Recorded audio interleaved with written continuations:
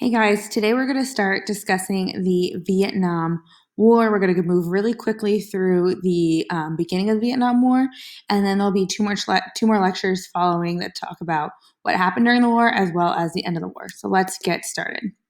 So, first thing you need to know that this is going to be, as of today, this is the longest war in history. You have to keep in mind that the Afghanistan War, or the War on Terror, even though it was declared in 2003, is not technically a war, as Congress did not declare it. But this is still 19 years, so this is still going to be the longest war in United States history.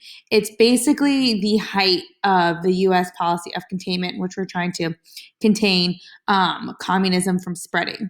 What happens is, as you can see here, China fell to communism, North Korea fell to communism, and now Vietnam, under the leadership of Ho Chi Minh, is threatened to fall to communism. And if Vietnam falls, so Laos, Cambodia, and basically all of Asia is just going to become communist. So this is really that heightened foreign policy of containment, and it's really happening right now with the Vietnam War.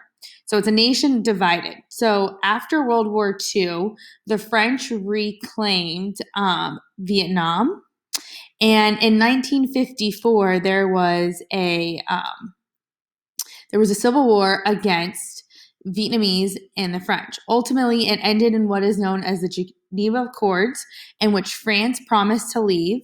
They declared free elections, and then Vietnam was divided into the North Communist, led by Ho Chi Minh, which is this gentleman right here, and the South, led by Ngo Diem. So Ho Chi Minh had hopes of reuniting both the North and the South, obviously under communist rule. When the United States backed Ngo Diem. However, he was not really supported by the South Vietnamese. So it was going to be really easy for the North Vietnamese to come and to try to unite the country under one communist rule. With that being said, these are going to be known as your Viet Cong, okay? So it's the United States versus the Viet Cong. The Viet Cong are your Vietnamese communists. That's like the best way to describe it. They have some crazy tactics that the United States was never anticipating. Number one, the fighting took place in a jungle, which obviously, as you can see through the American Revolution, that if you know the territory in which you're fighting, you already have an upper advantage. Like, again, the American Revolution, they used guerrilla warfare. They set up booby traps and ambushes against the United States. They could easily blend in with civilians. I mean, it was this is all the same stuff used by the Americans against the British in the American Revolution. I mean, if you look at the fighting tactics, it's the same exact thing. One big difference between how the Viet Cong fought versus how the United States fought was they created a tunnel system. I kid you not. They would live in these tunnels, and they would be like in South Vietnam, and they would hide into these tunnels, and then they would come up and they would ambush and then hide back into these tunnels underground.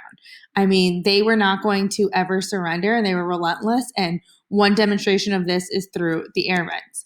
So the United States enters the war. So you have to keep in mind that the United States is really driven by this policy of containment and not wanting to have the whole world fall to communism.